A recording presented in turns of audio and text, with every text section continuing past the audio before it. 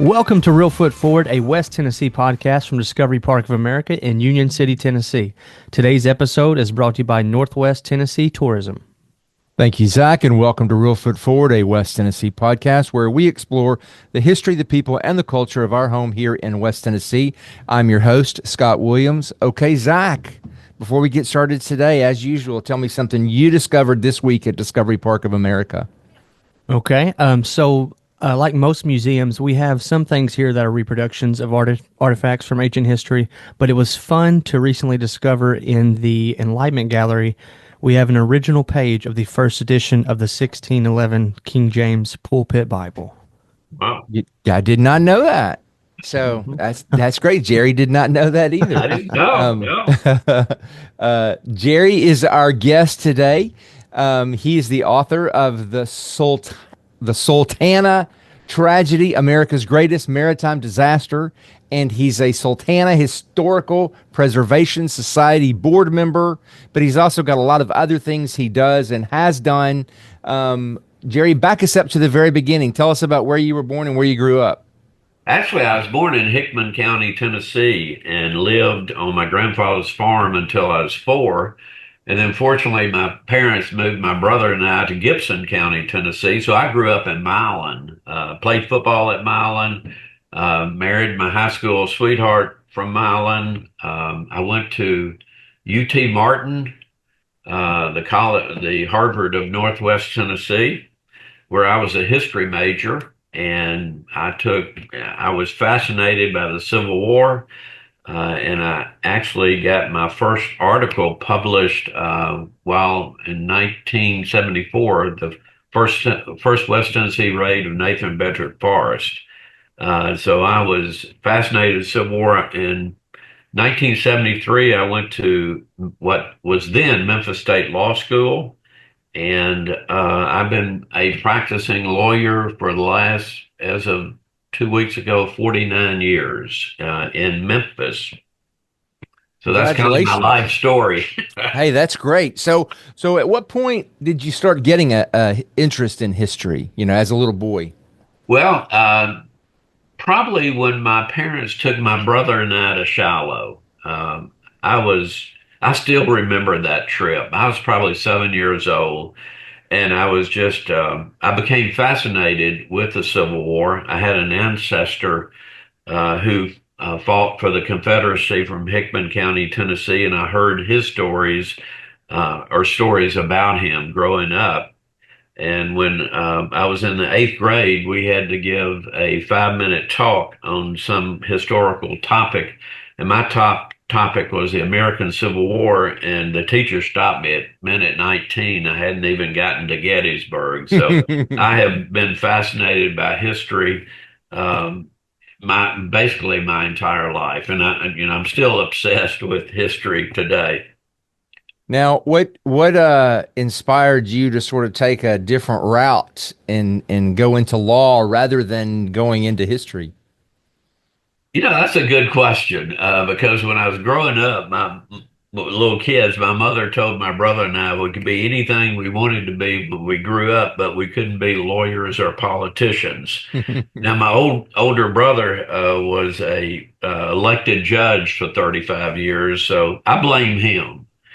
He wanted to be a lawyer, and it was like, when I was about to graduate from Martin, it was like, well, maybe I'll go take the test to see if I could get in law school, and I did. And it's been an incredible profession, and I truly have been blessed because even though my profession is that of a lawyer, my passion is that of a historian. What area of the law do you practice?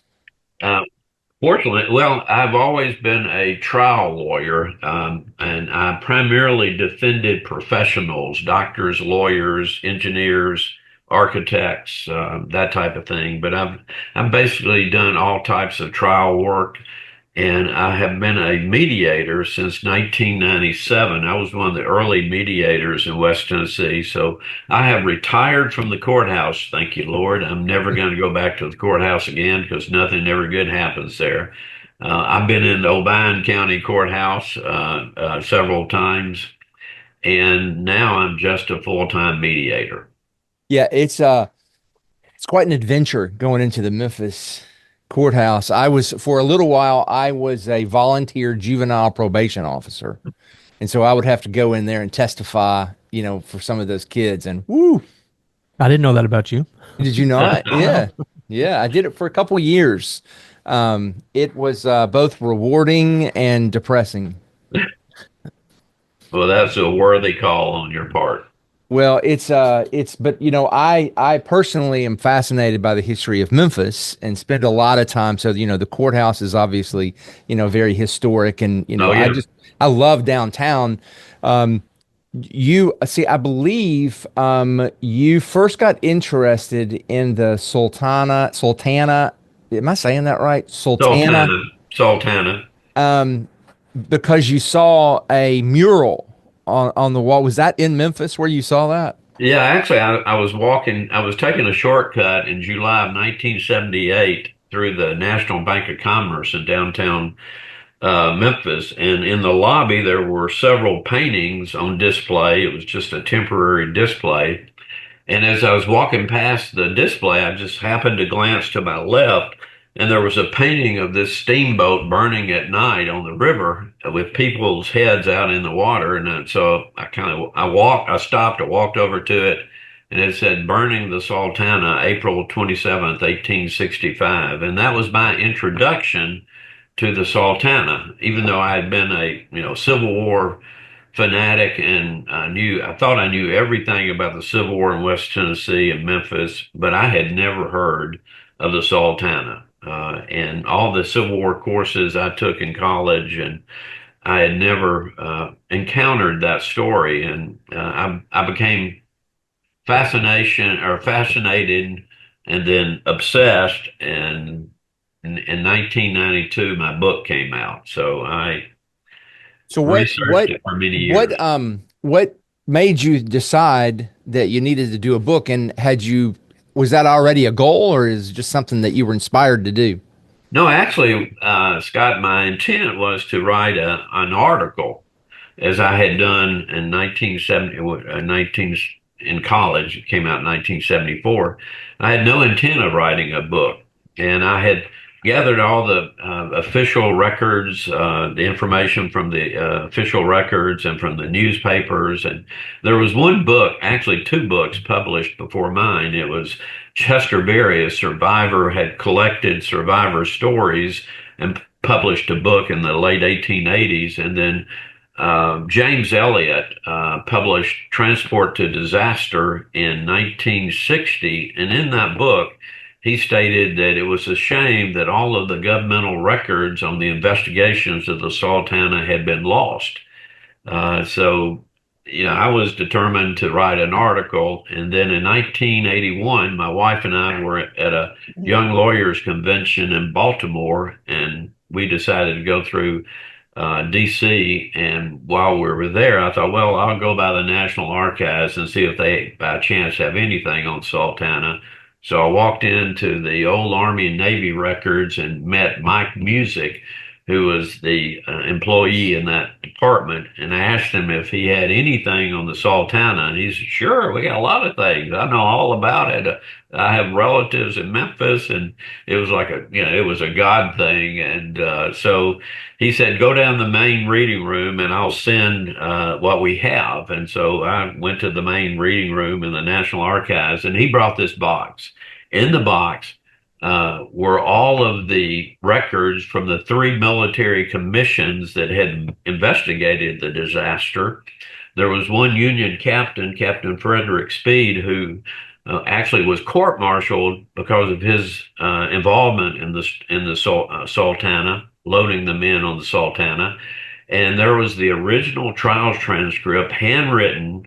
There were letters from A. Lincoln. I mean, it was just like it was the mother lode. And so I said, make me a copy. And my wife almost fainted because didn't have a lot of money back then. I don't remember how much the copying charges were, but they were worth it. So at that point, it was like, well, I have way too much original material to write a book. to write an article. And at that point, I decided to write a book.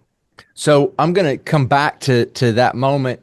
But first of all, can you give our listeners sort of the elevator speech on exactly what the disaster entailed?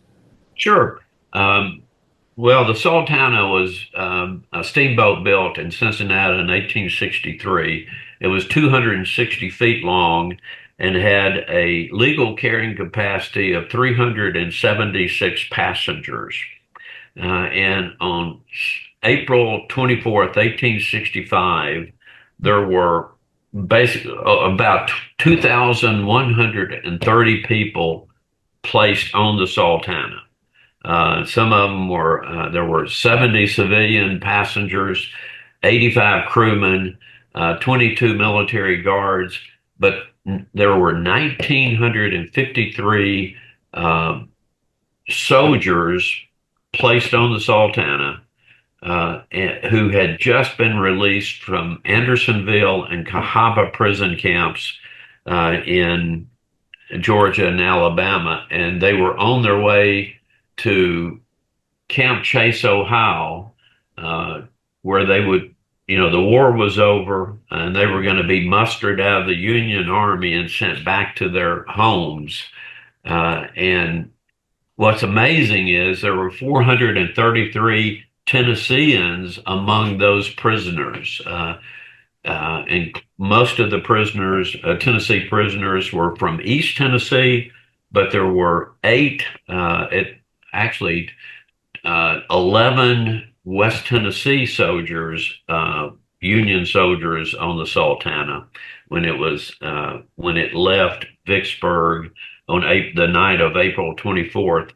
It steamed upriver to Helena, Arkansas, and that's where that famous photograph uh, was taken of the boat docked at Helena, and you can see all the men crowded on the decks, and actually can see there were the heads of mules and horses. There were not only were there 2,300 passenger or 2,100 passengers. There were about 100 head of mules and horses. The boat almost capsized when the men heard there was a photographer on the west side of the bank, but fortunately it didn't. It left there, steamed upriver to Memphis, arrived at Memphis about 6 p.m. on April 26th. Then it left, took on 1,000 bushels of coal upriver, slightly upriver from downtown Memphis, and then steamed up the flooded Mississippi River.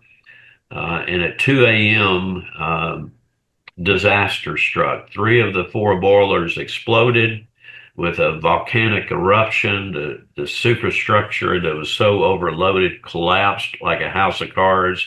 And there were 76 life preservers and two lifeboats for the 2,130 passengers and crewmen on the Sultana.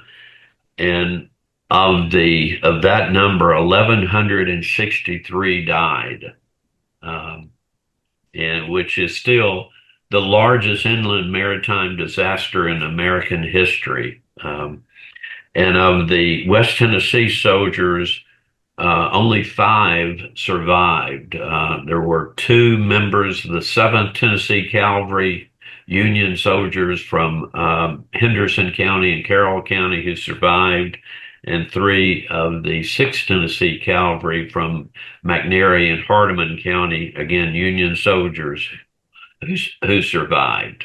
So that's in a nutshell the story of the worst maritime disaster in American history that nobody knows about. That's the Right. That's what I was just going to say is you would think that more people would be aware of it, that we would, especially I'm a Memphian, you would think that growing up we would have been taught about that. So, but it was a significant moment in American history, especially Civil War history, and how tragic that these folks were going home. They were being freed, and yet they, tragically lost their lives, many of them. Do you know where any of the bodies that were recovered, do you know where they were buried? Were they buried at Elmwood or Winchester? Well, there's a legend that they were buried at Elmwood, and then when they created the National Cemetery, they dug up the coffins and lined the coffins along the railroad, wrote the names in chalk, and then it rained, but that's purely a legend without any fact. They were actually buried at Fort Pickering, which is where the old bridge crosses into Arkansas. To the south of the old bridge is the Fort Pickering area, and there was a military graveyard there. And the bodies that were recovered were buried at the Fort Pickering Cemetery. Now, when the National Cemetery in Memphis was created, I think in 1867, they exhumed all those bodies and placed them in the National Cemetery.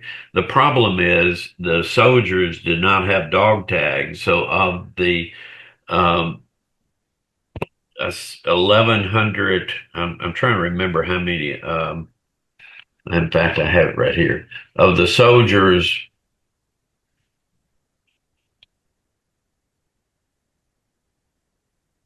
yeah, slightly over 1,100 soldiers died. And of that number, I've only been able to identify the graves of 28 soldiers. Mm, The rest of the soldiers are buried at the National Cemetery with headstones which state unknown U.S. soldier. mm, So their mm. stories have been forgotten as well as Yeah. their identities. So now let's go all the way back to when you were there at the National Archive, which is a great experience. When you're telling the story, I've been there many times. You know, I used to work across the street at the museum. And so during lunch or after work, I would run across the street to the National Archives and do research. Amazing experience for anybody who's interested in history. That and the Library of Congress, both of those two experiences are not to be missed. What was that moment like when you saw this gold mine? Um, I was blown away because I had been led to believe by reading Transport to Disaster that all the records were lost. And when I found that, it was like, wow, this is the mother lode. And I mean, I can still remember just being, I was shocked in a very pleasant way that, wow, this is what a historian dreams of, finding something that nobody else has used in the past to research and to write some article or some book. I mean, that is what historians dream about, and that was the moment that it was like, man, this is incredible. And obviously, this was before the internet. So, Oh yeah. researching a book was very, very, very different than it is now. Yeah, my wife and my wife, again, who I met in chemistry class at Milan High School, is a very patient and understanding wife because we made three trips to Washington, one trip to Springfield, Illinois, chasing the villain of the story, Cincinnati, St. Louis, Jackson, Mississippi, Vicksburg, Mississippi, Knoxville, Tennessee, Nashville, and all parts in between. Now, you alluded to the villain of the story. Tell us every good story has a villain. Tell us about the villain of this story. Well, I'm both a historian and a lawyer. So when I started researching it, it was like the there was rumors and circumstantial evidence in Vicksburg at the time that the captain of the Sultana, Jake Cass Mason, had bribed a Union officer in order to secure a very large load of prisoners for his upriver trip. And, I encountered those rumors, and then it was like, okay, what officer was bribed? And it became very apparent to me it was Captain Reuben Hatch, the chief quartermaster for the Department of Mississippi stationed at Vicksburg, who had taken a bribe. And so I started going into his background. I went to Springfield, Illinois to find the records there. And it turns out that in 1862, late 1862, Hatch had been an assistant quartermaster at Cairo under the command of U.S. Grant, and Hatch had been caught taking bribes by the military at Cairo, and Grant had ordered him to be court-martialed, and he was never court-martialed because Hatch was from Springfield, Illinois, and his brother was O.M. Hatch, who was the Secretary of State for the state of Illinois, and one of Abraham Lincoln, who happened to be from Springfield, Illinois, one of his closest friends and chief financial contributor during Lincoln's presidential campaign. And O.M. Hatch wrote to Lincoln and asked Lincoln to intervene on behalf of Reuben Hatch, and Lincoln did. Lincoln said, I have known Reuben Hatch for many years and had never heard anything bad about his reputation. He appointed a civilian commission to investigate the charges. Three of the commissioners that Lincoln appointed were from the state of Illinois. And as a result, Reuben Hatch was exonerated and was allowed to continue in the military and went to Vicksburg, where he again took bribes. So he was the villain. Unfortunately, he was not punished. Only one young Captain Frederick Speed was court-martialed. He was found guilty, ordered to be dishonorably discharged from the military, and the Judge Advocate General of the Army reviewed the transcript and decided that Speed really had not played that a major role in placing the men on the Sultana, and so he was exonerated. So the end of the story, no one was punished for the worst maritime disaster in American history. So you had obviously the story. You've got, Right. a great story that hasn't been told. You began writing. Nowadays, there's a lot of different ways you can publish a book on Amazon. You can self-publish if you want to. You didn't, you weren't an author, so you didn't really yet know the ins and outs of the book publishing business. What were the steps you took to finally get the book from inside your head to on the library and the bookstore shelves? Well, that's another amazing story. There was a local publishing company in Memphis at the time, and I had met the lady. I forgot her name, but anyway, I had submitted the manuscript to her, and she read it and liked it, but said it really didn't fit with what they were publishing.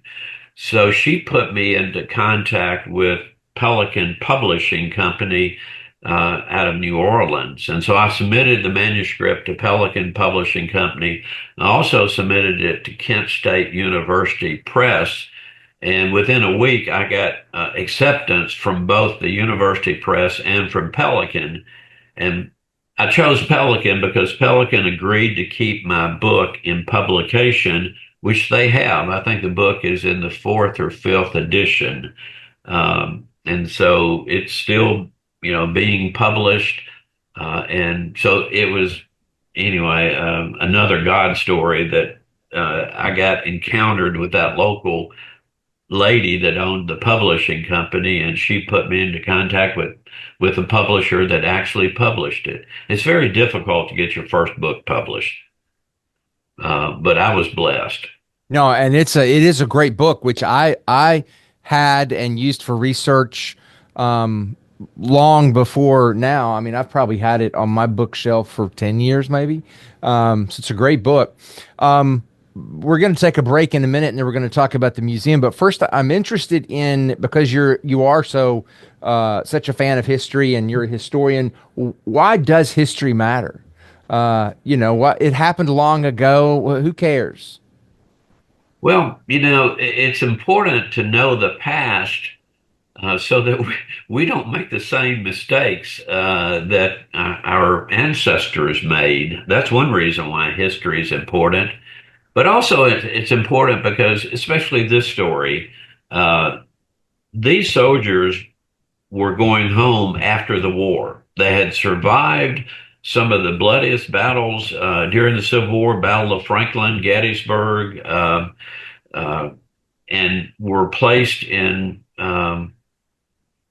prison camps. In fact, Union City has a really a strong connection with the Sultana story because in at Union City on March 24th, 1864, the 7th Tennessee Cavalry, U.S. Union soldiers from West Tennessee were captured. 470 of them were captured at Union City guarding the railroad. They ended up at Andersonville, where I think about 287 of the soldiers died as prisoners, which is like 61% of the soldiers died. And then they ended up on the Sultana, 8 of them, and 6 of those soldiers died.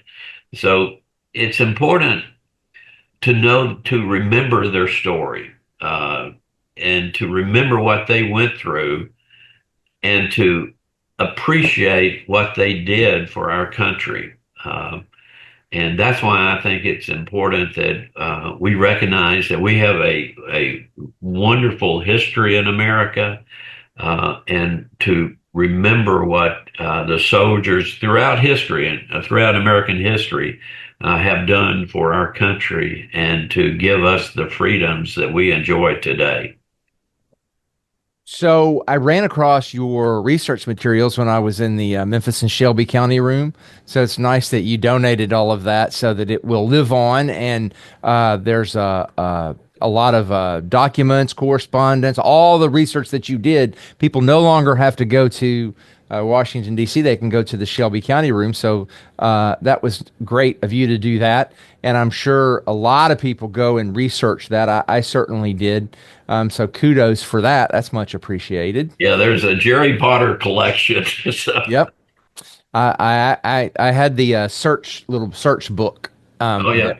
that was very helpful. Yeah, I went there. I went there after I had donated it a few years later to do some research in mine because I had donated everything. And they said, well, we can't give you the whole materials. You have to show us what specifically material you want.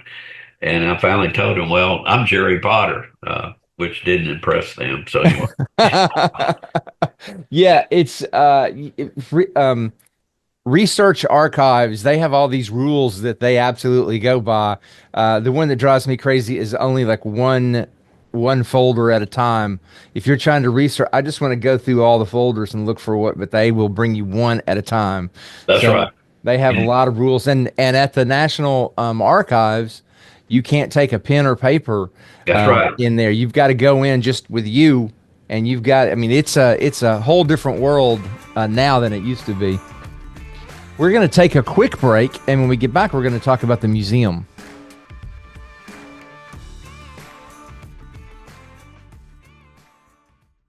Looking for your next adventure? Northwest Tennessee is calling.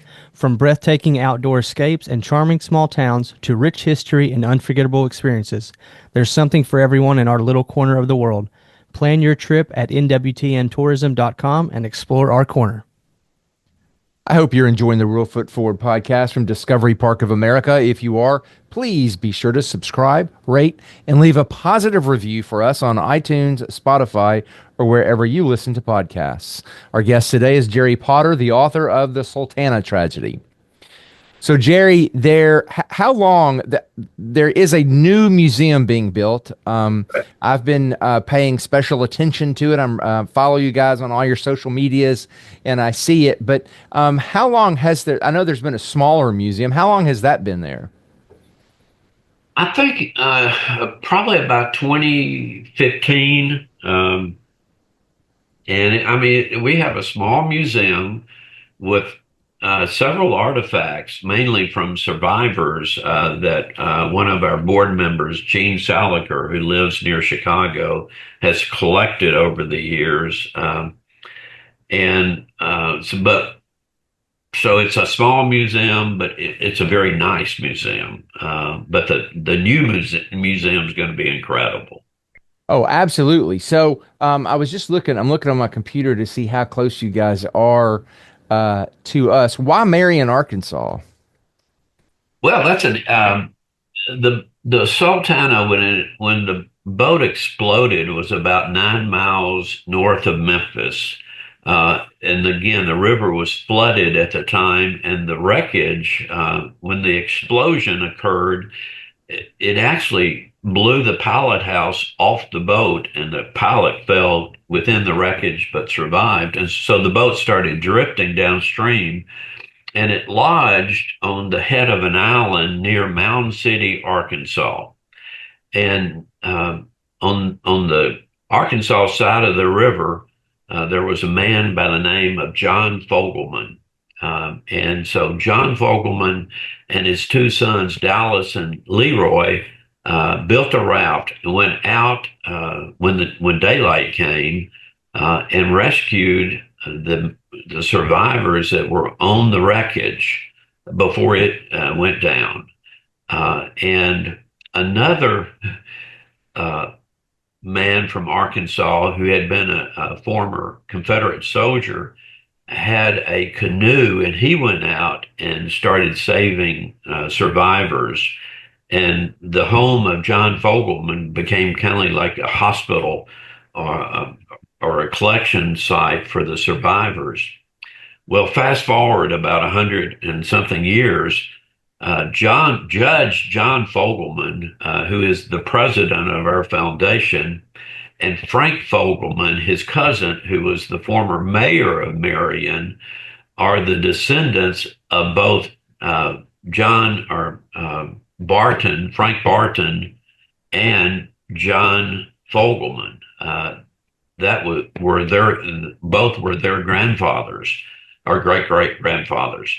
So the mayor and the former judge in Crittenden County became really interested in the story. And because of their input and the people in Marion, that's really why it is located in Marion, Arkansas. That's where the small museum is located. And the city of Marion has been very supportive of the museum and the foundation. In fact, they have given the foundation the old high school gym, and that was built in like 1938. And that is the building that's being renovated currently. And we're scheduled to have a soft opening of the building in October of this year. And Yeah, I there's a great video that we'll put in the show notes, a link to, so that people can watch that and learn more about the construction. And I'm curious. So have you been on the board for the whole time? yes, sir. So you guys obviously have board meetings, and like we do on our board. At what point did you decide, what, we need to take this up a notch? I think it was always our dream to build a museum.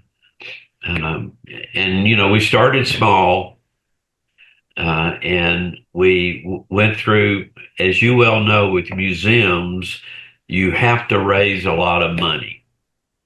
And we've been blessed. We have raised over $10 million for the construction of the new museum. FedEx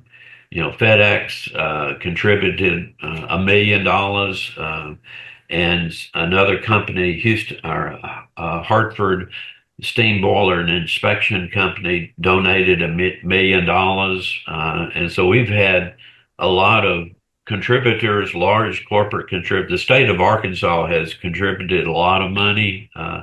So we've been blessed to raise enough money to build a museum, but we're still trying to raise money in order for the exhibits. Exhibits are expensive, as you well know. Yes, they are very expensive, but you guys are doing it right. You've hired a real pro as your executive director.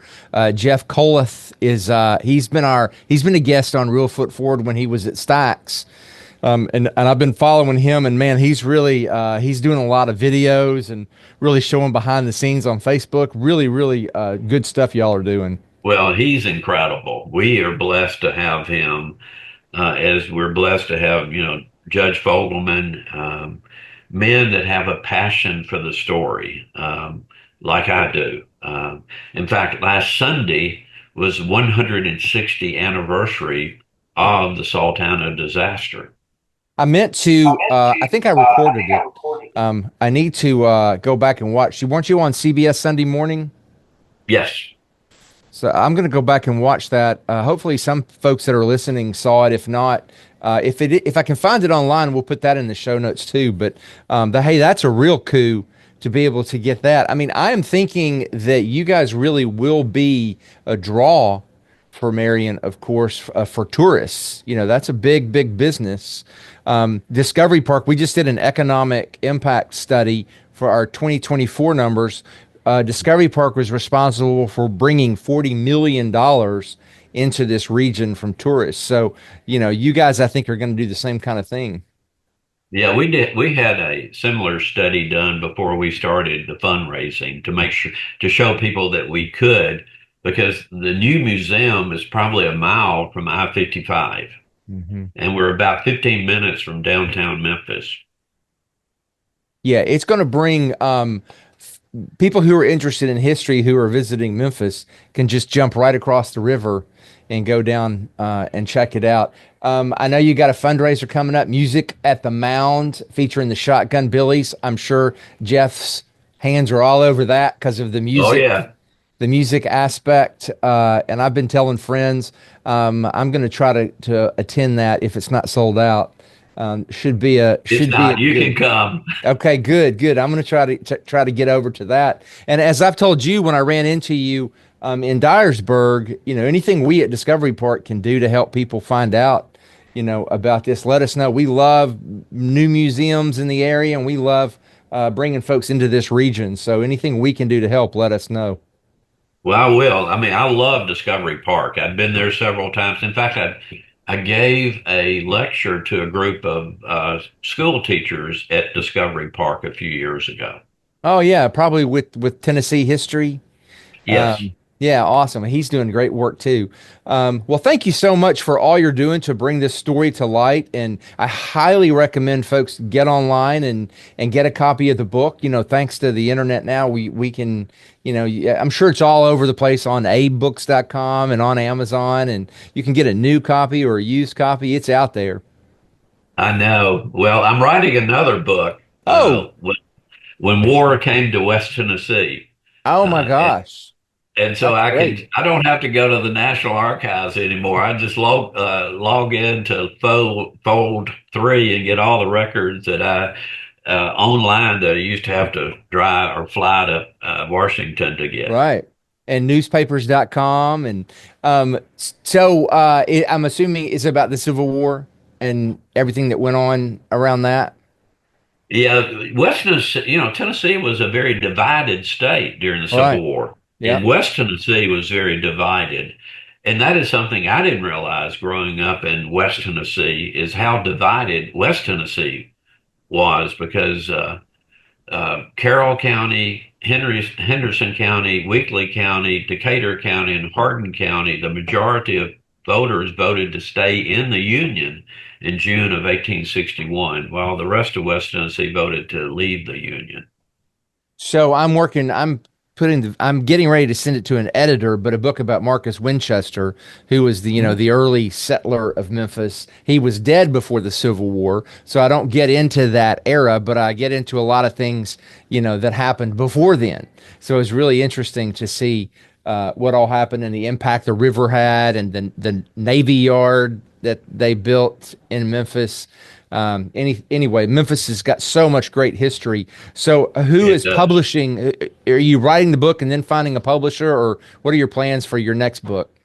Well, I'm going to submit it to my publisher, so hopefully I have some influence.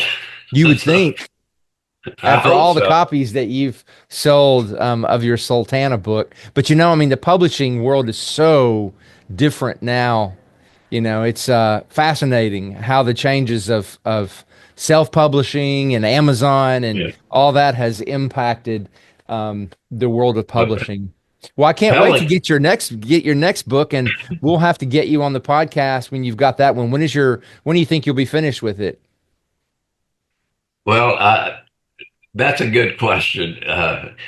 I started researching the Sultana in 1978, and the book came out in 1992. Now I'm 73 years old, so I don't have that much time. So I have to kind of speed up the process. So I have all the research done, and now the hard part is the writing. Now, Yeah. I have written an article that hopefully will be published in the Tennessee Historic Quarterly either this year or next year. That's kind of an outline for the book. So I have that outline already published or soon to be published. Yeah, that's great. Someday I'm going to retire, and that's what I'm going to do is just write books. That's one of those things. You know how when you're in the middle of it, there's nothing like it. There's no. I've told people it's like reading a book from the inside out. It's just an amazing experience.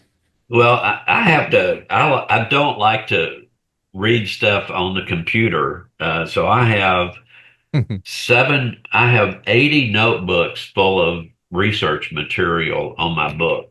So I have a big cabinet out in my garage that's filled with, and I have about 30 in here in my office. So, I'm the same way. I have to print it out and then make notes, highlight, and then I'll remember something is somewhere and I'll spend days going through trying to find it. And, I can totally relate.